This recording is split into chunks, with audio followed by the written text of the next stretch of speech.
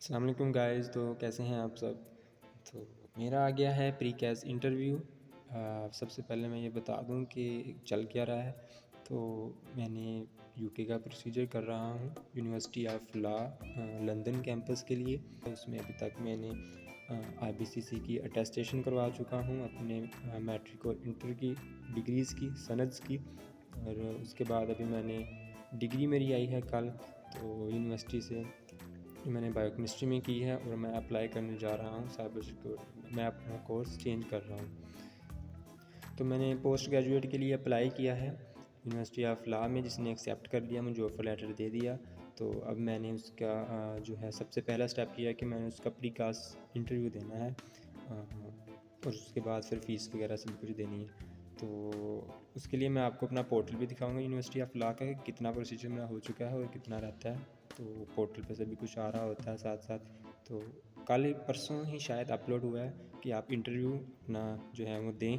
ठीक है, तो उसके लिए इंटरव्यू देने जा रहा हूँ। तो इंशाल्लाह इंटरव्यू के बाद आपके साथ सारे रिव्यू शेयर करूँगा, क्या क्वेश्चन आए, क्या मैंने आंसर दिए। अगर मैं बताऊँ कि मैंने अभी तक प्रिपरेशन क्या की है, कुछ क्वेश्चंस हैं जो मेरे कंसल्टेंट ने मुझे दिए हैं कि इसको प्रिपेयर कर लें। इनके आंसर्स वगैरह जो कॉमन क्वेश्चंस हैं सभी इंटरव्यूज़ में आते हैं, तो वो मैंने प्रिपेयर भी किए हैं, थोड़ा बहुत देखा है मैंने उनको।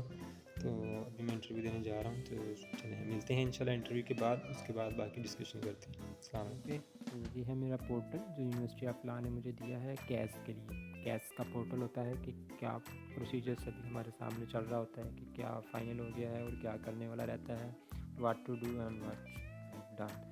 तो तो जैसे देख सकते हैं मेरी कैश चेक लिस्ट है वो ऑलमोस्ट कंप्लीट हो चुकी है। ये कंसल्टेंट ही कर रहे हैं खुद ही, तो मैं सिर्फ इंटरव्यू देना है यहाँ से, लेकिन मैं देख सकता हूँ सारा प्रोसीजर।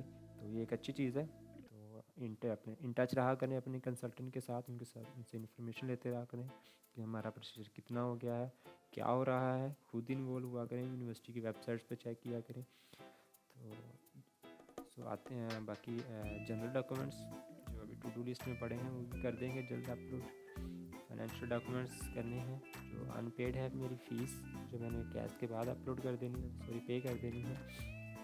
प्री कैश क्वेश्चनियर होता है कुछ, ये भी टाइप करके आंसर देने होते हैं, तो कंसल्टेंट नहीं करना है, कर देंगे। उसके बाद है इंटरव्यू, तो ये जो मैंने देना है, ठीक है। तो मैं किसी भी टाइम इसको, जो मेरे पास फ्री टाइम हो, अच्छा टाइम हो, फ्रेश हूँ, तो मैं दे सकता हूँ, क्योंकि ये एक रिकॉर्डेड है इंटरव्यू। कुछ क्वेश्चंस आते चले जाएंगे स्क्रीन पे, मैंने आंसर देते चले जाना है। तो उस पर हम मज़ीद बात करेंगे डिटेल में बाद में कि क्या हुआ क्या नहीं। कोशिश करूँगा कि स्क्रीन रिकॉर्ड हो जाए टेस्ट के दौरान।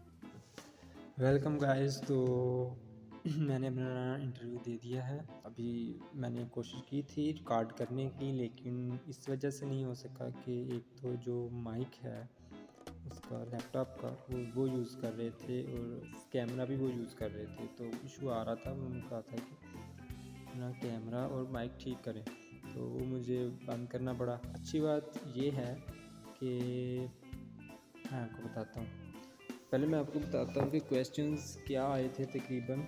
इसका स्ट्रक्चर ये होता है कि 14 क्वेश्चन आए हैं मुझे, ठीक है।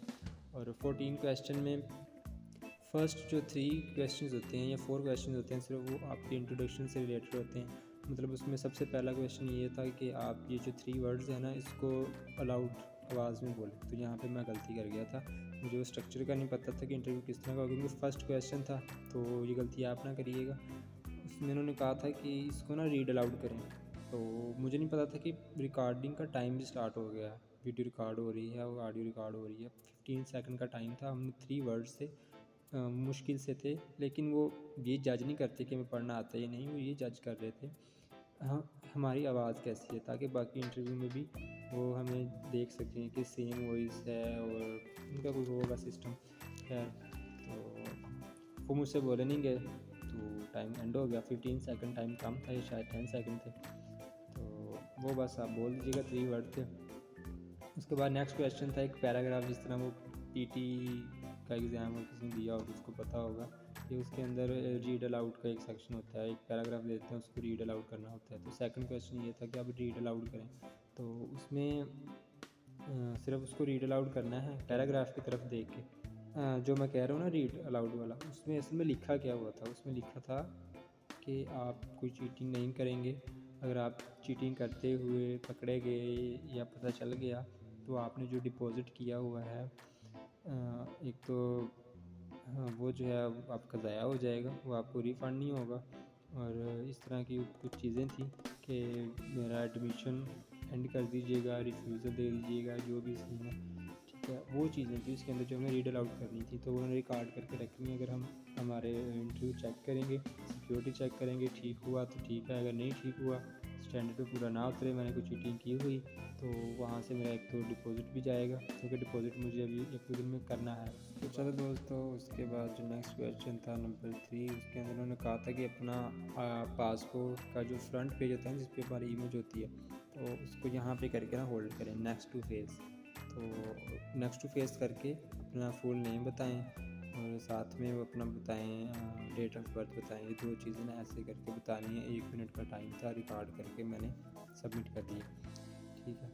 तो एक और चीज़ मैं अच्छी बात बताऊँ इनकी, तो हर क्वेश्चन के बाद हमारे पास टाइम होता है। हमने उसको रिकॉर्ड हो गया एक क्वेश्चन का आंसर, तो हमने उसको ना सबमिट अपनी मर्ज़ी से करना होता है। हम बैठे रहें चाहे ऐसे करके, जितना टाइम मर्ज़ी। खैर मैं सजेस्ट नहीं करता कि ज़्यादा टाइम लगाएं। ये था कि सबमिट करने के बाद फिर नेक्स्ट क्वेश्चन स्टार्ट करने का भी वो कहते हैं कि स्टार्ट करेंगे, ना स्टार्ट करें तो बैठे रहेंगे, मसला नहीं है। लेकिन जब स्टार्ट करना है तो आपको 30 सेकंड क्वेश्चन को रीड करने के मिलेंगे।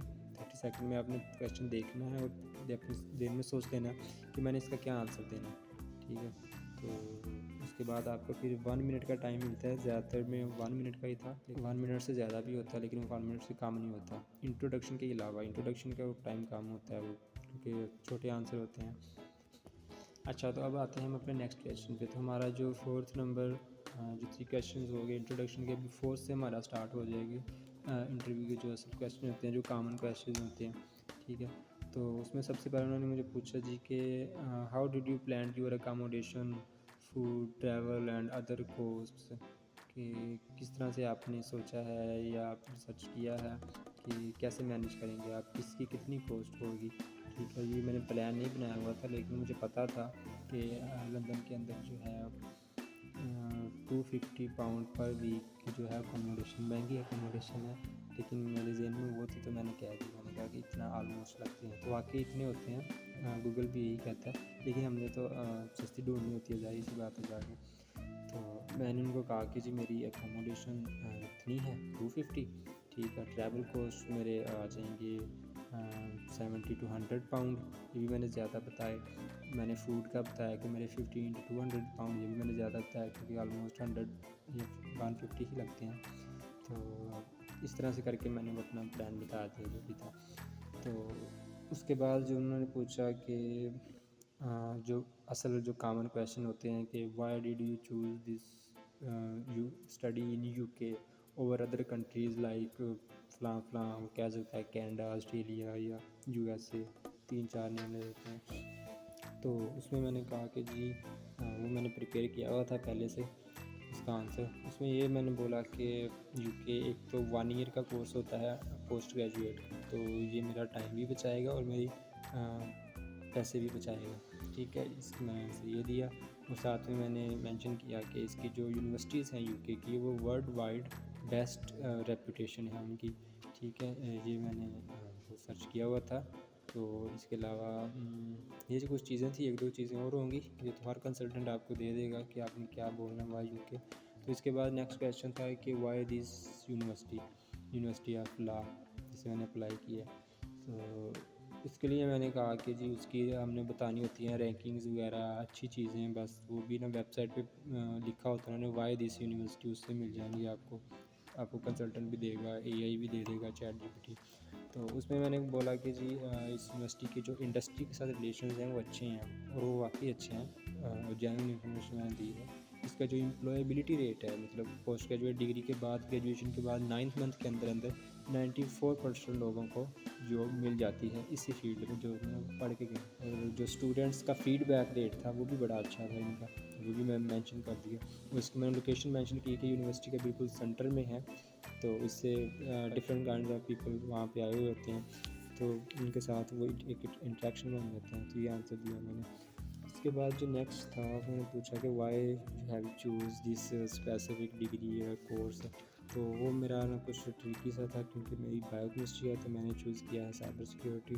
तो उसके लिए बस मुझे थोड़े से घुमा-फिरा के अपने आंसर मैंने जो पहले ही रेडी किए हुए थे कि during my studies I developed interest in cyber security and which pursued me to do other certification in this field. मैंने मतलब 2-3 कोर्सेज़ किए थे। गवर्नमेंट कोर्स है पाकिस्तान का, दूसरा कोर्स यूएसए यूनिवर्सिटी से किया था, वो मैंने मेंशन किया।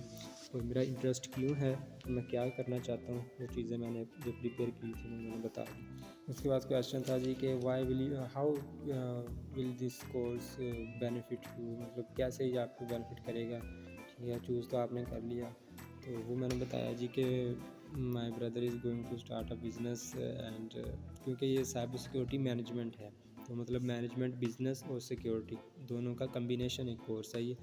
तो मैंने कहा कि जी मेरी टेक्निकल स्किल्स हैं, लीडरशिप स्किल्स भी हैं, जो मैं स्टूडेंट ऑर्गेनाइजेशन में रहा हूँ अपना यूनिवर्सिटीज़ के अंदर इस्लामी जमीयत तलबा में। तो मेरे पास वो भी हैं क्वालिटीज़, ये भी हैं, टेक्निकल भी हैं।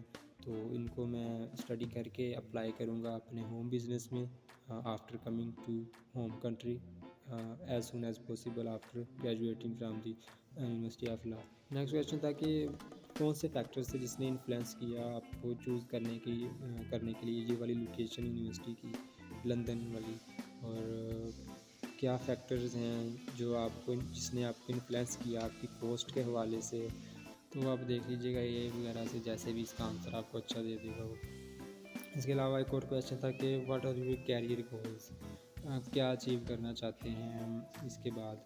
तो वो मैंने सेम फिर वही बात आ गई थी कि मैंने कहा कि होम बिज़नेस है, तो कैरियर गोल मेरा यही है कि उसको ग्रो करूँ मैं आके। तो एक और क्वेश्चन था जो शायद लास्ट है, जो मुझे याद है कि जो आप आ जाएंगे, जो चलें यूके में आ जाएंगे, तो आप क्या प्लान कर रहे हैं कि आप वहाँ पे हमारे यूनिवर्सिटी में कोई प्लेसमेंट ईयर लगाएंगे। मतलब प्लेसमेंट ईयर होता है कि डिग्री के साल के बाद ना वो एक्सपीरियंस वगैरह के लिए ना इंटर्नशिप कह लें, तो उसके पैसे बहुत कम होते हैं, तो वो लगा लेना चाहिए। मैं खुद सोच रहा हूँ कि लगाऊँ, तो मैंने भी उनको यही कहा कि मेरा इरादा है, मैंने कहा कि मैं करूँगा। साथ में उन्होंने पूछा था इंटर्नशिप या फील्ड रिलेटेड आप कोई काम वगैरह भी करना चाहते हैं, तो वो मैंने कहा कि जी मैं काम तो करना चाहता हूँ, ताकि मेरी जो अदर कॉस्ट है ना लिविंग, तो मैंने उनको पहले बताया था कि मेरी ये रेंज है, ठीक है। तो उनको शक नहीं होने देना होता कि हमारे पास पैसे नहीं हैं या हम खुद वहाँ आके इंडिपेंडेंट होकर काम करेंगे। तो मैंने उनको यही कहा कि मैं ना अपने जो अदर कोर्स हैं, जे खर्च कह लें जिसको, वो वाला मेरा ना साथ साथ मैनेज होता रहेगा, ठीक है। मैं फ्री टाइम में करूँगा, और 20 आवर्स होते हैं अलाउ काम करने के, तो वो भी मैंने मेंशन किया। तो ये चीज़ थी इसका आंसर। तो ये थे कुछ क्वेश्चंस, कॉमन क्वेश्चंस, तो इनको प्रिपेयर कर लीजिएगा, मिलते जुलते ही आपको देने की। असल में एक और बात ये ना, डायरेक्ट क्वेश्चन ही पूछते, जैसे why you choose this UK, तो थोड़ा घुमा आगे पूछते हैं ना, ठीक है ना। लेकिन आपको जो याद किए होंगे ना मेन, आपके जहन में वो आ जाना चाहिए कि यार इसके बारे में बात कर रहे हैं, तो वो बस पिक कर लीजिएगा। वैसे भी टाइम होता है 30 सेकंड का सोचने का, तो कोई मसले वाली बात नहीं है सच। तो ये था भाई लोगों मेरा इंटरव्यू, तो सबमिट कर दिया है मैंने। होप सो कि बेहतर हो चीज़, तो इंशाल्लाह जो भी हुआ तो मैं आपके साथ शेयर करूँगा। उसके लिए करना पड़ेगा आपको मुझे सब्सक्राइब, और वैसे भी ये मेरी फ़र्स्ट वीडियो है, तो इंशाल्लाह मैं यहाँ से लेकर चलूँगा नेक्स्ट जो भी प्रोसीजर्स होंगे। अभी HEC का जो भी है वो भी इंशाल्लाह जल्द वीडियोस पे बना के अपलोड करता हूँ कि HEC के वो ऑनलाइन अटेस्टेशन का क्या हिसाब है। IBCC का अटेस्टेशन में मुझे कुछ मुश्किलात पेश आई, वो भी इंशाल्लाह बताऊँगा किसी और वीडियो में। फ़िलहाल तो मैं सोच रहा हूँ कि चैनल का नाम क्या रखूँ, तो वो आप सजेस्ट करना चाहें तो लास्ट पे कर दीजिएगा कमेंट में। और इंशाल्लाह इकट्ठे ही चलेंगे यूके, ठीक है। देखते रहिएगा वीडियो, इंशाल्लाह व्लॉगिंग जारी रहेगी वहाँ जाके भी, और सारा जो चीज़ें हैं, जो रियलिटी है, उससे आपको आगाह करता रहूँगा टाइम टू टाइम। लास्ट में ये जनवरी इनटेक के लिए मैंने किया है, लेकिन इसकी क्लासेस जो है फरवरी में स्टार्ट हो रही हैं। लेकिन यूके यूनिवर्सिटी ऑफ लॉ के बाद यूनिवर्सिटी इसकी इनटेक सबसे ज़्यादा है, तो इसके आगे मार्च में भी है, जून में भी है, ठीक है।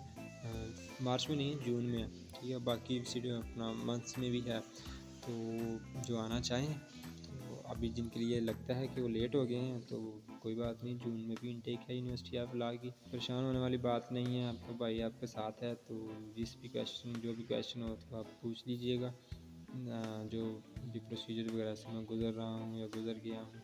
तो शुक्रिया सभी दोस्तों का, लाइक एंड सब्सक्राइब।